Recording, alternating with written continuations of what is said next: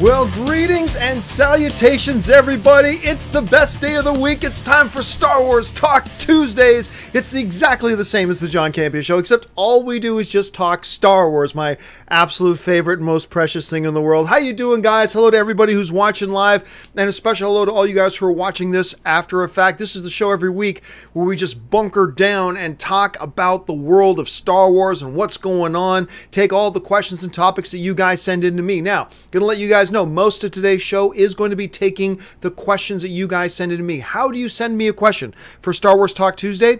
It's simple. Email me anytime at john@thejohncampeashow.com. Just email me at john@thejohncampeashow.com and make sure you put SWTT in the subject line. That stands for Star Wars Talk Tuesdays. Put SWTT in the subject line. That's how I know that it is a question for Star Wars Talk Tuesday. Make sure you send it in there. And as always, make sure you keep your emails to 90 words or less. Otherwise, I can't even physically fit it on the screen.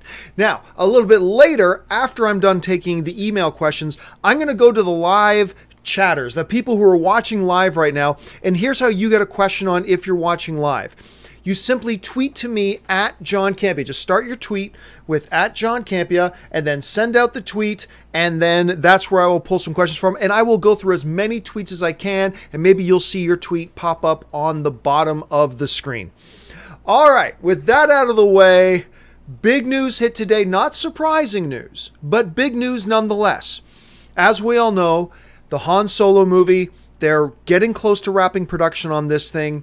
Ron Howard, the new director of the film, jumped on Twitter today to announce that they were almost finished production and that they have an official title. I put up a video about this a little bit earlier today, but the official title for the Han Solo movie is Solo, a Star Wars story. Now, that will be the only time for the rest of known mankind's history that I will say a Star Wars story when it relates to Solo. This movie is called Solo.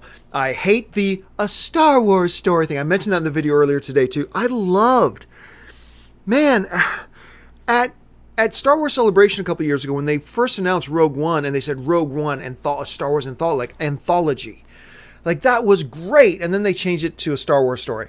I have never referred to Rogue One as Rogue One, a Star Wars story. Nor will I ever. And I will not refer to Solo as Solo, a Star Wars story, ever again. It's Solo. That's the name of the movie. It's Solo. Not that a title makes or breaks the movie or makes the movie any better or any worse. It doesn't. I just don't like it. So there you go. Something I don't like in the world of Star Wars. But the word is Solo. Now, I think a lot of people, we knew it was either going to be called Han Solo or it was going to be called Solo. I like the word Solo because it's a one-word title, and since the word is Solo, you see what I mean? It's a Solo word title. Get it? Huh? Okay, anyway.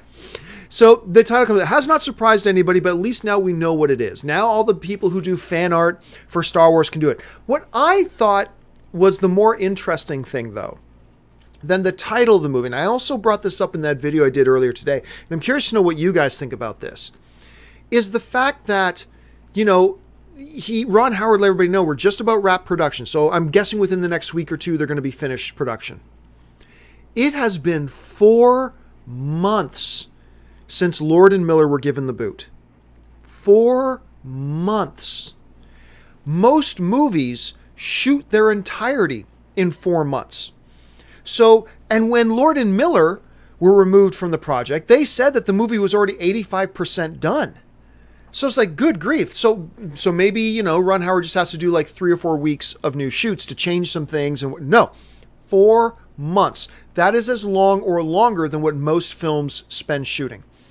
So he spent a ridiculous long time on this, which suggests to me, and maybe I'm wrong here, but this strongly suggests to me that the amount of changes that Ron Howard made to this film from what was going to be the Lord Miller film must be radically different. This has to be a radically different movie than the movie Lord and Miller were shooting. To shoot for 4 months, to be working on this for 4 months, it's got to be essentially a completely different film. Now, this also led me to speculate that, you know what, we have been wondering, how will the Directors Guild of America rule on this? Will they give Lord and Miller the director's credit? Will they give Ron Howard the director's credit? Will they give both of them director's credit? I think if with this much reshooting, that basically would be an entire new movie, I don't see any way Ron Howard is not granted the director's credit by the Directors Guild of America. I just don't see how he's not. Like, I don't see how at least 70% of this movie isn't going to be his as opposed to Lord Miller's. Now, I still think it's possible they may both get credit. They may be directed by Ron Howard and Lord and Miller. It might do that, but I just don't see any possibility now that the DGA does not give. When you understand the criteria the DGA uses in situations like this, I don't see how you don't put Ron Howard on as the director. He's got to be the director now, right? I mean, he has to be. Anyway, I'm curious to know what you guys think about this. Jump into the comments section below. Let me know what you guys think, and maybe you guys who are watching live will have something to say about this. We'll go to the Twitter board near the end of the show. All right, let's move on now to the first email topic that you guys have sent in to me. And the first email topic today comes to us from Tyler. And Tyler writes, my question is about all the Star Wars posters from the trilogy films and how they sometimes portray the film's antagonists at the top, looming over the rest.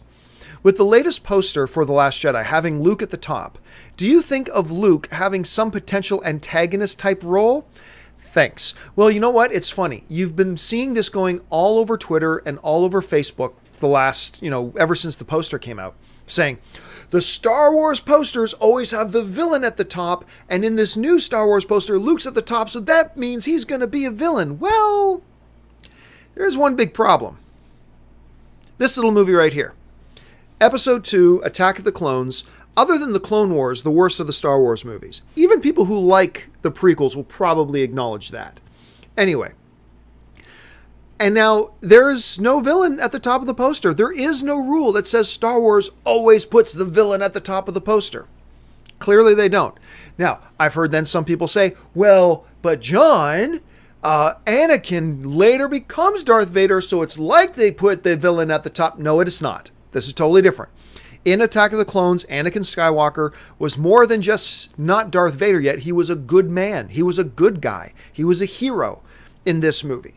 So there goes that theory. So that theory that Star Wars, as a rule, puts the villain at the top of the poster. No, they don't. There's one of the major posters right there. No villain at the top. You don't see Dooku at the top of the poster. You don't see Sidious at the top of the poster. You don't even see the Geonosian little dude at the top of the poster. You've got good guys at the top of the poster.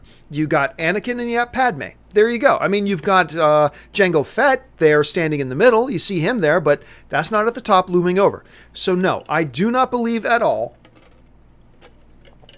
that Luke standing at the top of the poster gives any foreshadowing whatsoever of the hey, he's going to go bad. He's going to be a bad guy in this. Look, I'm not saying Luke won't. I'm not saying that. I am not sitting here saying that there is no chance Luke goes dark side. I'm not suggesting that at all.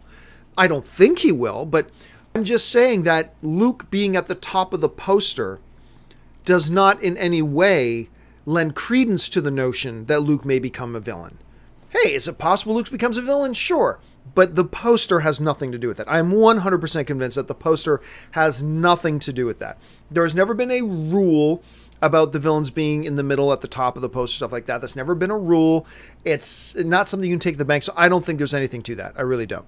But, hey, maybe you guys think there is. Jump into the comments section. Maybe you can change my mind. All right, let's move on now to the next question. And the next question today comes to us from Kylo Binavi, who writes, hey, John, love the show. Thank you so much, Kylo. We know Star Wars is a Skywalker saga, and so far we know that Kylo Ren is the only Skywalker of this trilogy, unless Luke or Leia have a child. And if he died, then there is no more Skywalkers.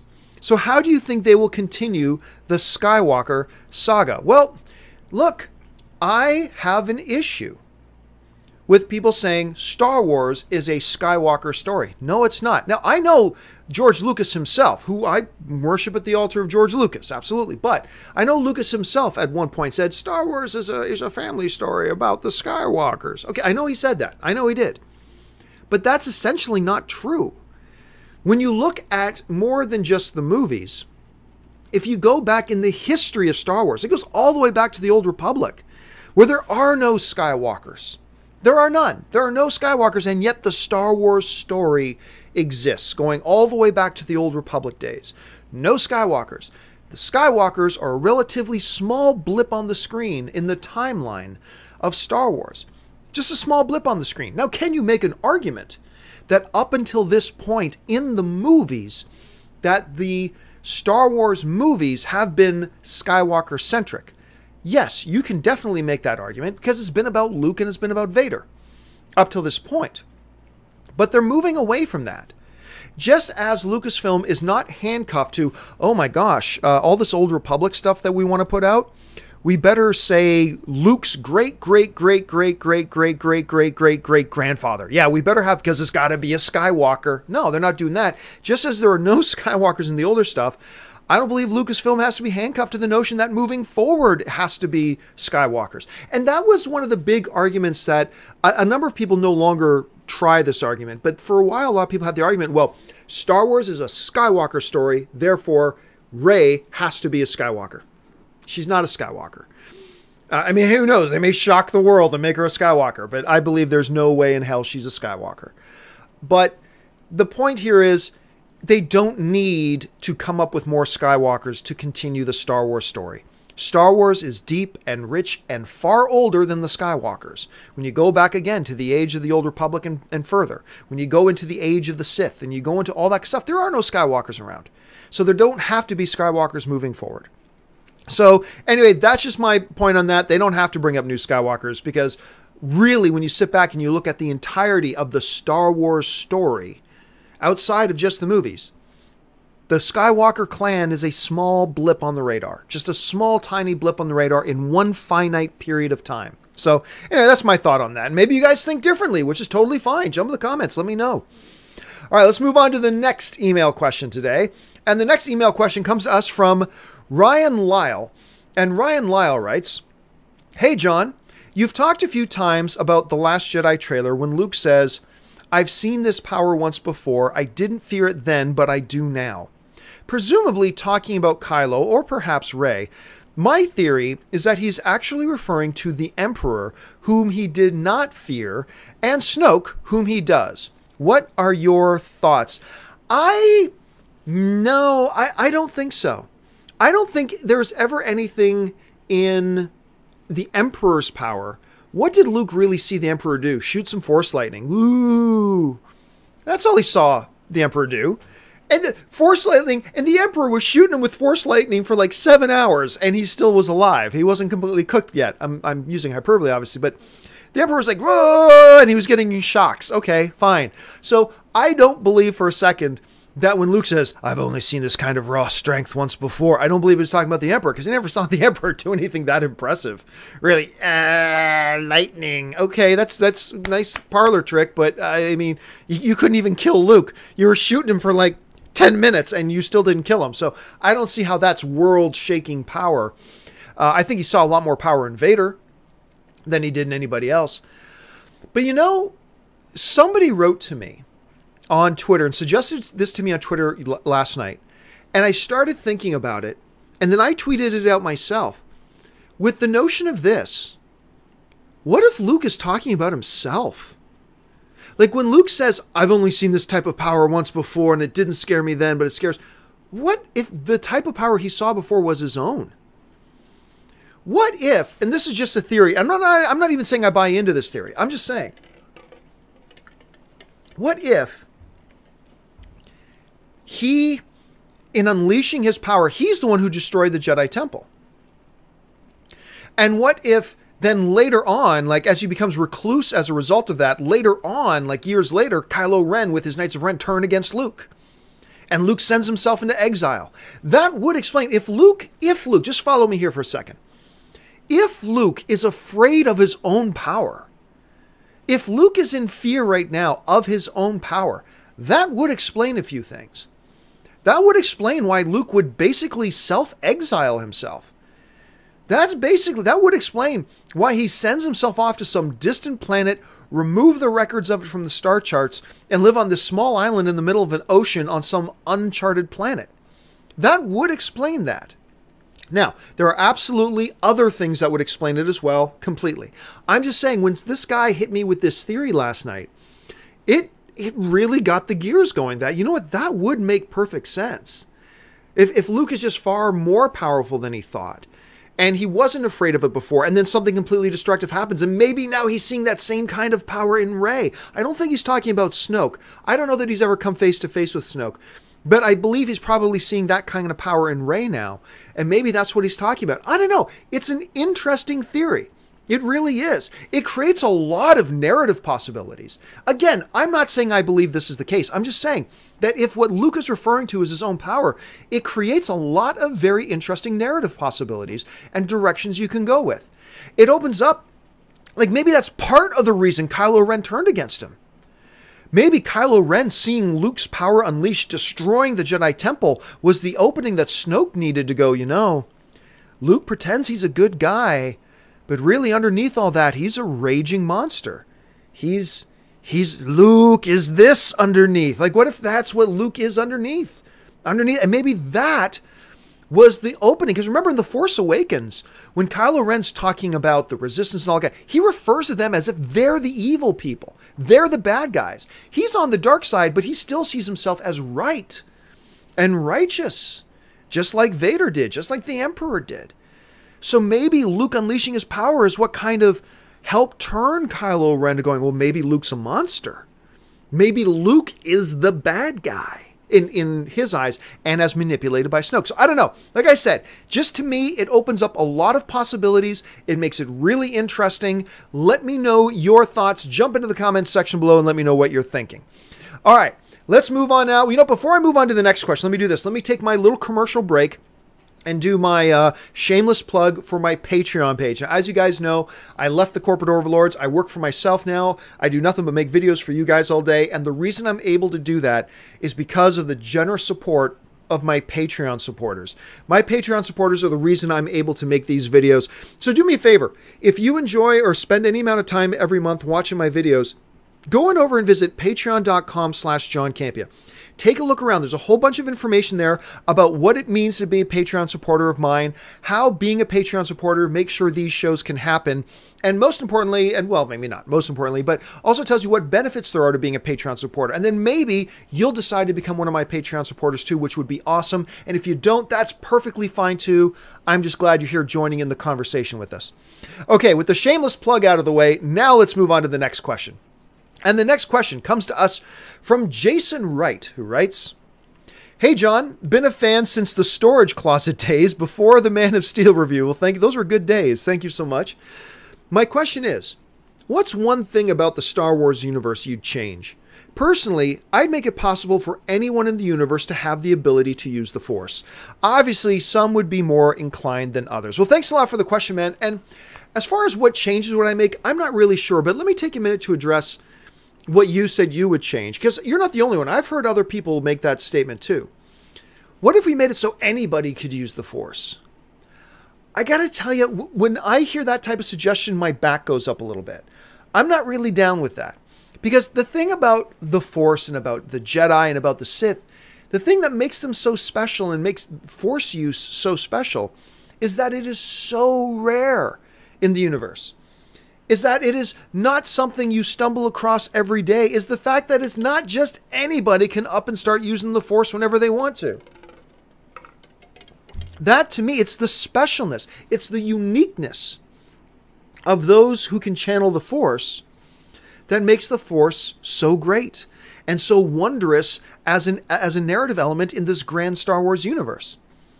Now, so I don't know that I'd want just anybody like this guy. I don't know that I'd want any. By the way, how badass of a Jedi would this guy make? I mean, this guy, he would clearly be on the Jedi Council, right? Like, he would easily be on the Jedi Council. Anyway, I don't like the notion that just anybody can use the Force, because to me, that lessens the specialness of that element of the Star Wars universe.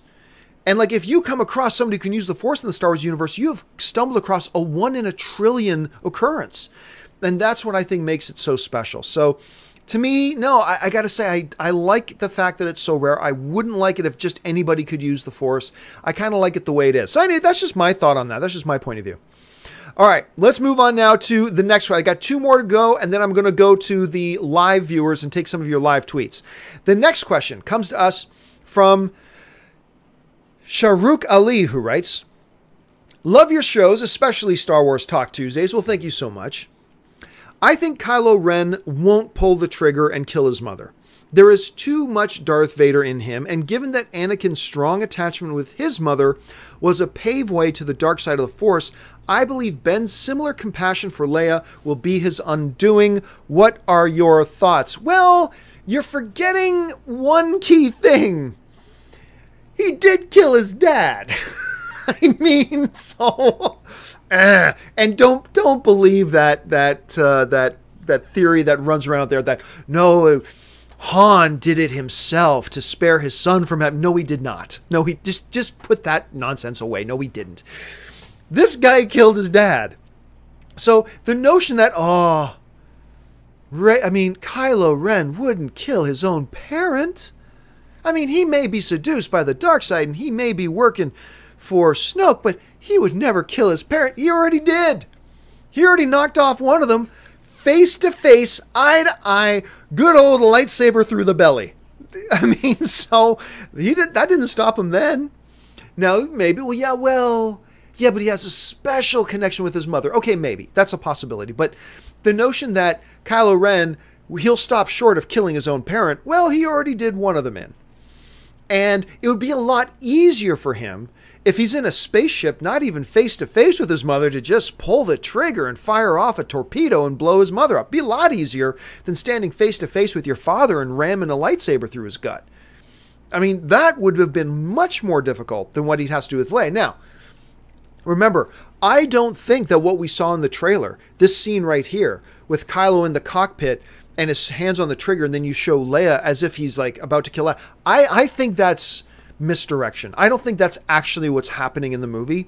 I think that's a little bit of misdirection with the trailer. Because if you watch that scene, there's this huge space battle going on, and Kylo Ren's coming into the kill. He's getting ready to pull the trigger, and then you show Leia.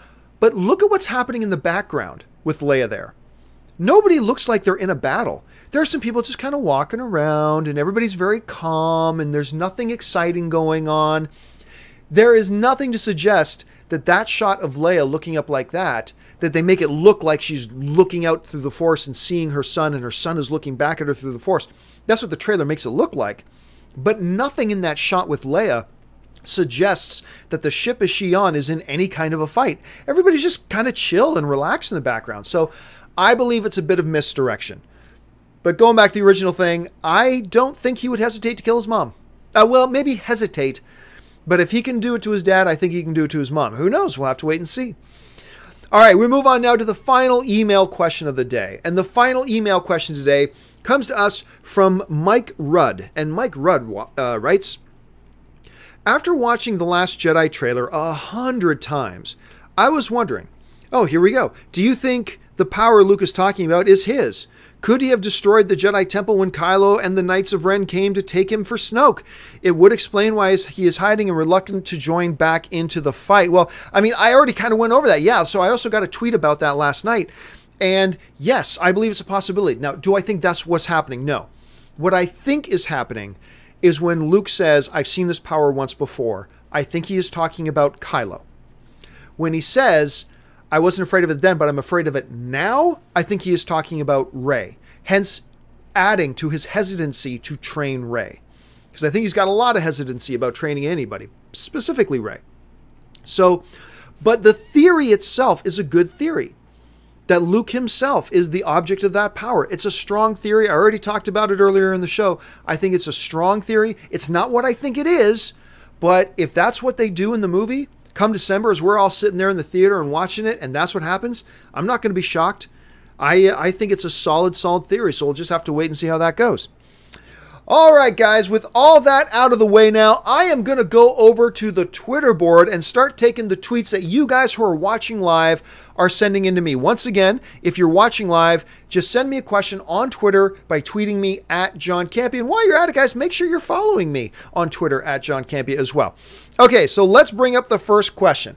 And the first thing today comes to us from Connor Shockbrook1, who writes, John, it seems every Tuesday, big Star Wars news breaks just in time for Star Wars Talk Tuesday. It does seem that way, doesn't it? How fortuitous. I think Ron Howard watches the show. And he wanted to save that bit of news specifically for Star Wars Talk Tuesday. I got nothing to prove that, but I'm just going to believe it naively anyway. All right, let's see what's next. The next question coming in on Twitter is Sail to the Sun writes, John, do you think Luke being portrayed as too afraid in the Last Jedi trailer goes against his character? No, I think it highlights what it is he's afraid of. When you get Luke Skywalker, who twice went toe-to-toe with Darth Vader, who stood defiantly before Palpatine. This guy doesn't shake. And now, I mean, if you believe Star Wars lore, he's the most powerful Jedi to ever live. Okay. Nothing shakes him. To see that guy be afraid of something highlights the danger. So I don't think it undermines his character at all. I think what it does is it serves to highlight the character. Like if you had C-3PO being freaked out and scared of something, that means nothing because C-3PO is always afraid and freaked out. Luke, however, has stared down Jabba the Hutt, did a backflip off a diving board over the Sarlacc pit, fought Darth Vader twice, went toe-to-toe with the Emperor, took the best shot the Emperor had to give. He ain't afraid of nothing.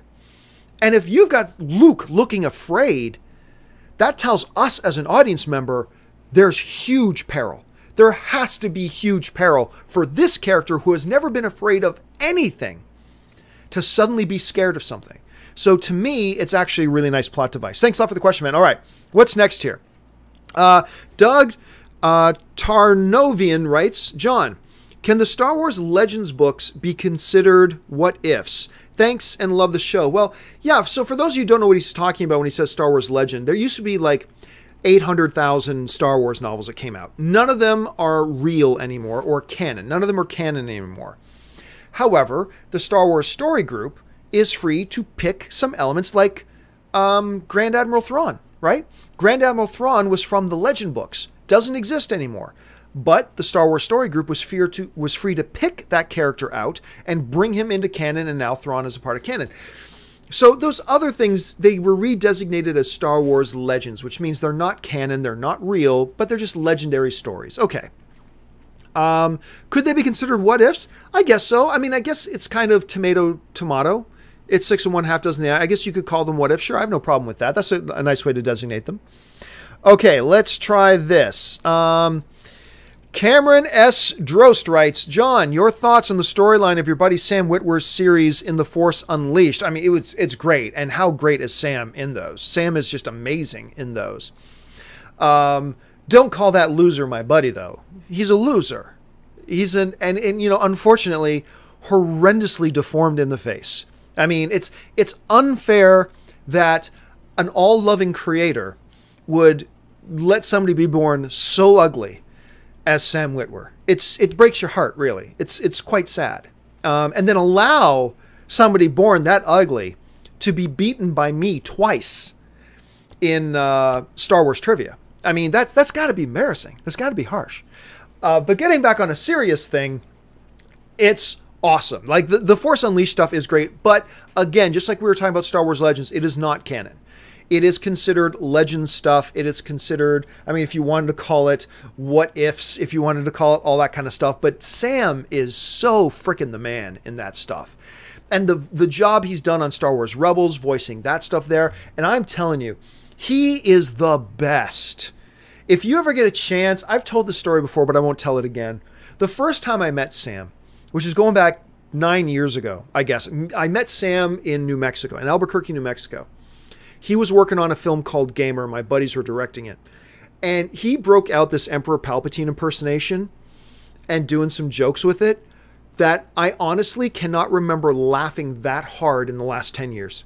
It was some of the funniest shit I've ever seen. And I like almost fell to the floor laughing so hard. Sam is just brilliant, and I would love to see him actually in a Star Wars movie. Whether it's one of the episodic things, whether it's one of the anthology films, I don't care. I just think it would be great for the Star Wars universe to finally put Sam Witwer in one of these things because he's just so damn good. He's just so damn good in those things. All right, let's move on. Next one comes to us from Ryexen8, who writes, John, who do you want to see as the villain in the Obi Wan spin-off movie? Do you think it needs to be a Force user? No, it doesn't have to be a Force user at all. As far as who should it be, it doesn't matter. I really don't care. As long as it's a good villain. Just make it somebody we've never heard of. Make it a good, whether it's a crime syndicate, or whether it's a group of bounty hunters, or whether it's the tribe of the Tusken Raiders themselves. I mean, I don't know whether it happens on Tatooine or whether it's something that pulls Ben off Tatooine. I really don't care. I don't think... It all depends on what the story, which villain would serve the story best. I'm just open to whatever villain they throw at us, because I'm sure they'll do a good job with it. All right, let's move on now to the next one. And the next one is Mr. Yasman300 writes, John, thoughts on Star Wars story-driven game by Uncharted creator being scrapped to become into similar multiplayer-like game Destiny? No thoughts. I mean, it happened. So, I mean, there's really nothing to say about it. I don't know if the game was going to be any good or not. Pardon me. I have no idea. But somebody somewhere thought it would be a good idea to make the change, and that's what they did. All right. Let's see. Brewwivs with Matt writes, John, how would you feel about a Force Unleashed film? Obviously, with Starkiller's powers toned down. I love the story character. I just kind of talked about that. I would love to see Sam in there, but no.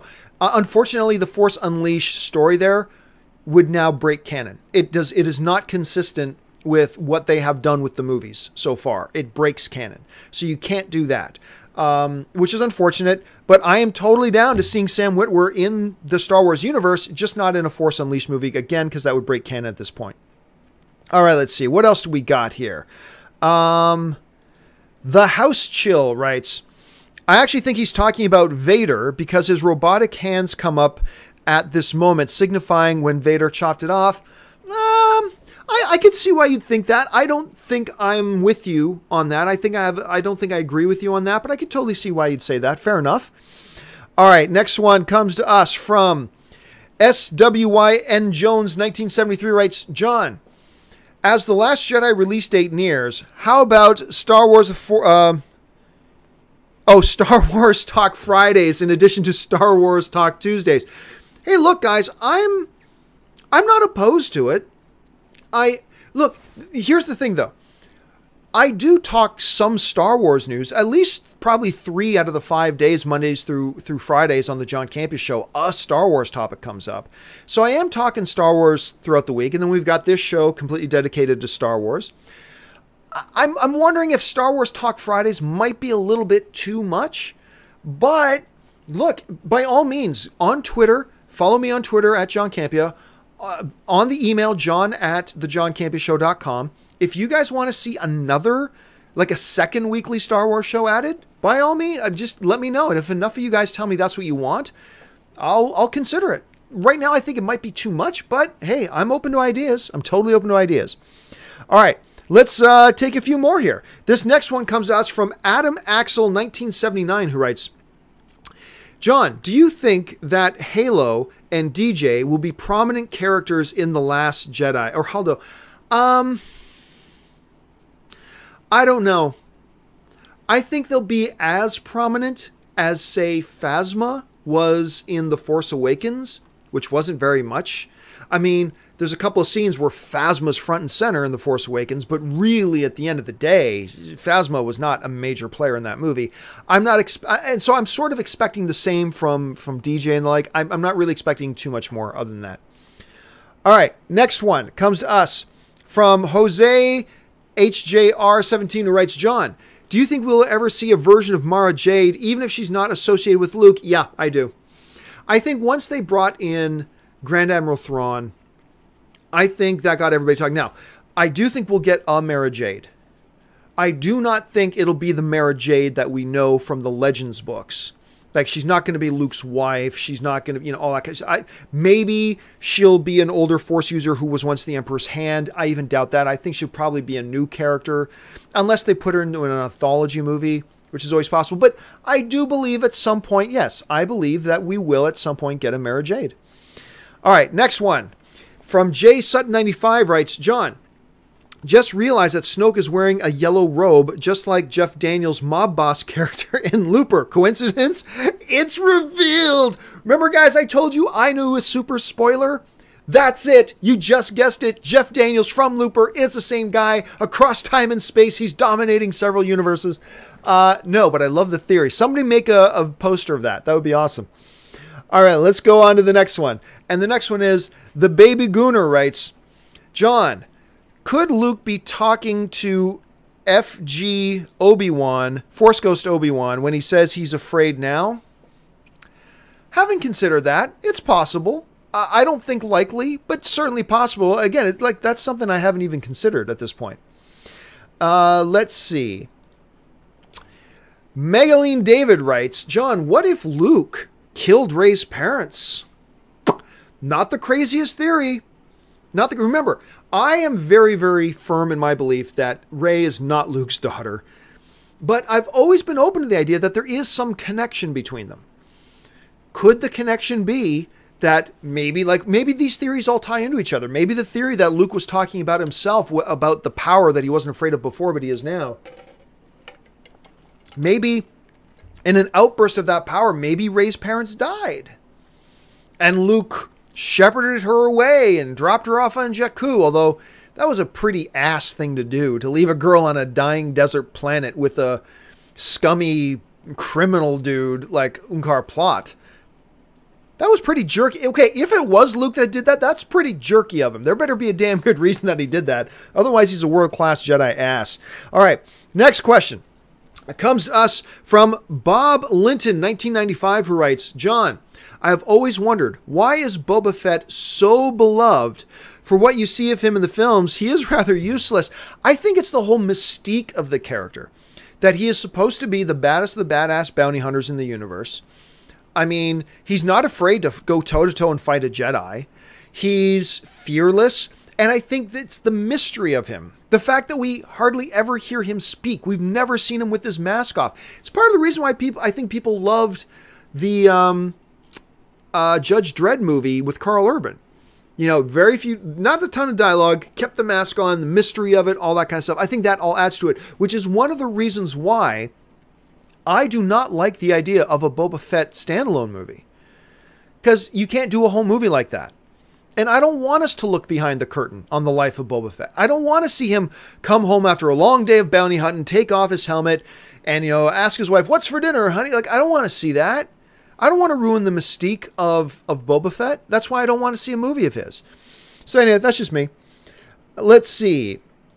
Jose HJR17 writes, what would be the perfect way for I think you mean rebels, not just rebel, for rebels to end? They all die in Alderaan, that's why they aren't present in the OT. Well, remember, in Rogue One, we know that Hera is alive. They call her over the loudspeaker. We see the ghost in the battle, and we even see Chopper in one scene in the Rebel base. So we know Hera survives, and we know Chopper survives. So we know that much. But I do agree that I think just about everybody else dies. I think just about everybody else dies. Maybe not the Mandalorian. Maybe she goes off to be with her people on her world. That's possible. But I definitely think Zeb bites it. I think, you know, Freddie Prinze Jr. bites it. I think Ezra bites it. I think they all die. If ever Ezra doesn't die, he becomes Snoke. I mean, Ezra goes dark side if he doesn't die. But we're going to lose Ezra one way or another. So I believe they all die. But remember, Hera's still alive. Chopper's still alive. That much we know. Okay, 2 more questions we'll do here. This one comes to us from Film and TV Fan who writes, John, what are your thoughts about Rey being Anakin? I prefer to be her own character. Also, great show, Star Wars Talk Tuesday. Never seen any... Look, I've seen this theory going around. I've never seen anything in the movies or in the lore, unless I'm forgetting about something, which is always possible, that suggests reincarnation. That's never been a part of the mainstream of the Star Wars mythos. It's never been a part of it. So... no, honestly, I kind of reject the idea that she's a reincarnated Anakin. I don't buy it at this point. It's just not something I can get behind. Let's see. This one comes to us from Subatomic Freak who writes, do you think Benicio del Toro is going to be a villain? Yeah, I think he's going to be a villain. I don't think he's going to have a huge role in the film, but I do think he's going to be a villain. Let's see. Trying to find one from people who haven't written in yet. Let's see. The Comic Doctor writes, John, favorite vintage Star Wars toys, and do you still have it? I still have a couple. Like most of you guys, just growing up through the years, going off to college, all that kind of stuff. I lose track of stuff I lost, but I still have a couple of Star Wars toys buried away in boxes back at my mom and dad's house. Up at the Campea Ranch in Canada there.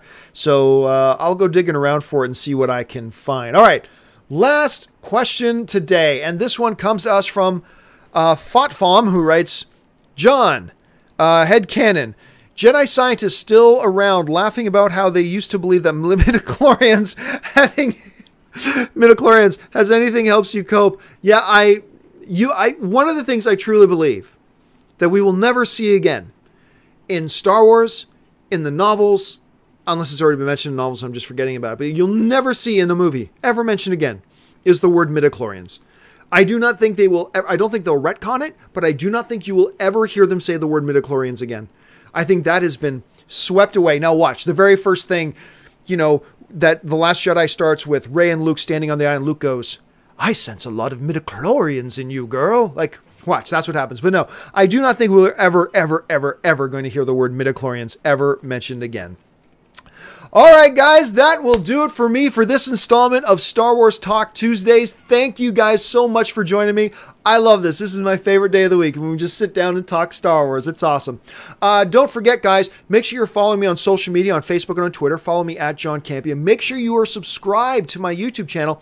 And by the way, even if you're subscribed, click that little bell button. That's the notification button to make sure you get notified when I put up new videos and things like that. Once again, let me plug my Patreon page. Going over to patreon.com/John Campea. Find out what it means to be one of my Patreon supporters. And maybe you can be one of the reasons all these shows exist in the first place. Special thank you to all of you guys who are watching live in the chat board. Thanks so much. You guys have been a part of this. And I will consider, don't forget, if you want a Star Wars Talk Fridays, tweet to me, write to me, let me know. I mean, maybe a lot of you are like me where I think maybe one day a week is enough, but if you want more, let me know and I'll evaluate it for sure. All right, guys, that will do it for me. Thanks so much for joining me. My name is John Campea, and until next time, guys, bye-bye.